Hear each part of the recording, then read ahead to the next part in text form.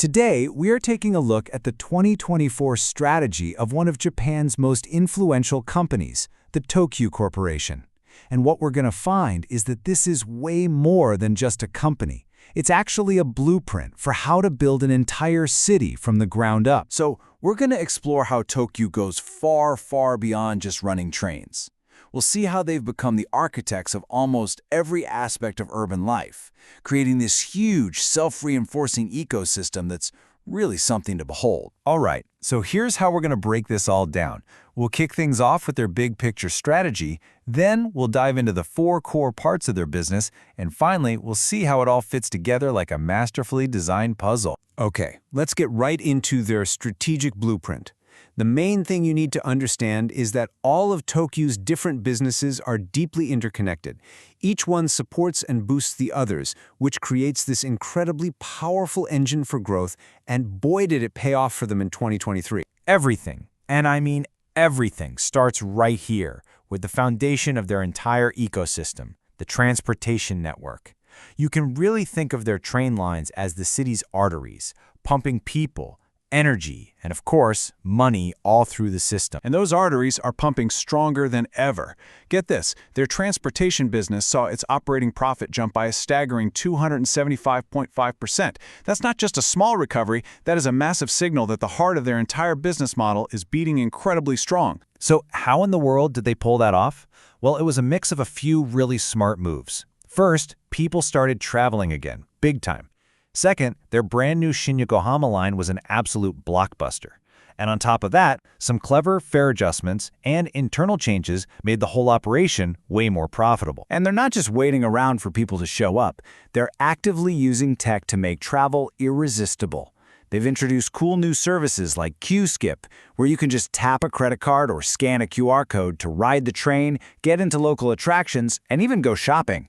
The goal is super clear. Make it ridiculously easy and fun to spend an entire day and your money along the railway lines. And this quote right here from the president of Tokyu Railways, it just perfectly captures their whole philosophy. They're moving beyond being just a railway company. They see themselves as a movement company. So it's not just about getting you from point A to point B anymore. It's about capturing the value of everything you do in between. So once you have all those people moving through your network, what's the next logical step? Well, you build the very places they live, work, and hang out. And that brings us right to their second major business pillar, shaping the landscape through real estate. Now, the absolute core of their real estate strategy is a concept known as transit-oriented development, or TOD. And the idea is really brilliant in its simplicity. You don't just build a train station in the middle of nowhere, you build an entire community with offices, shops, and homes, all centered directly around it. And you can see just how well this strategy works right here on this chart. It shows office vacancy rates. See the bars on the left? Those are Tokyu's properties. Now look at the bar on the right. That's the average for central Tokyo. The difference is just night and day.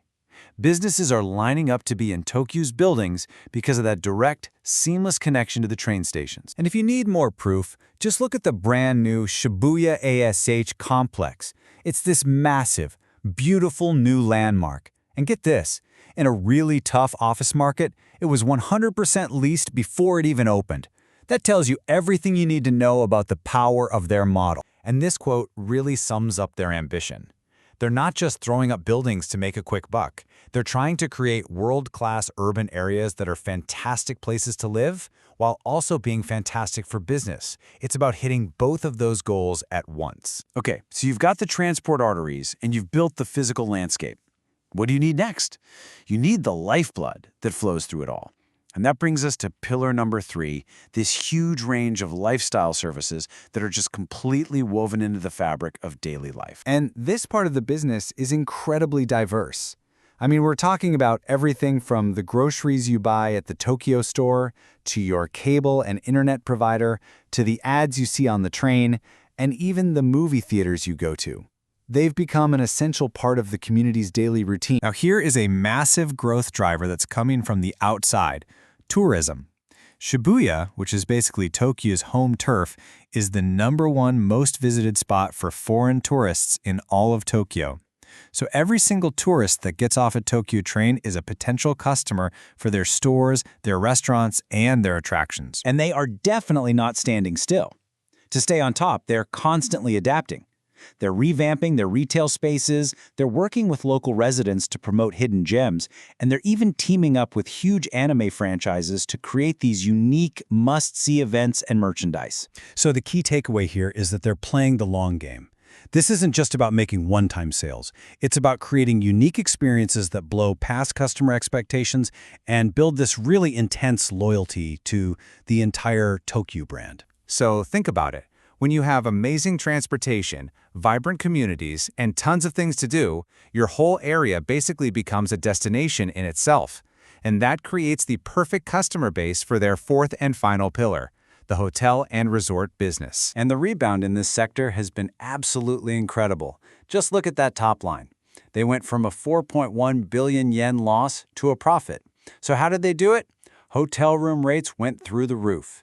In the Shibuya area alone, the average price for a room jumped by almost 16,000 yen a night. That's a massive increase. Now, to keep that momentum going, they're focusing on high-spending international tourists. But they're also getting a lot smarter about how they grow, shifting to what they call asset-light models. So instead of building and owning every single hotel themselves, they're managing hotels for other owners. It's a much lower-risk way to expand their brand and make their investments more efficient. Okay, so we've looked at all four pillars individually.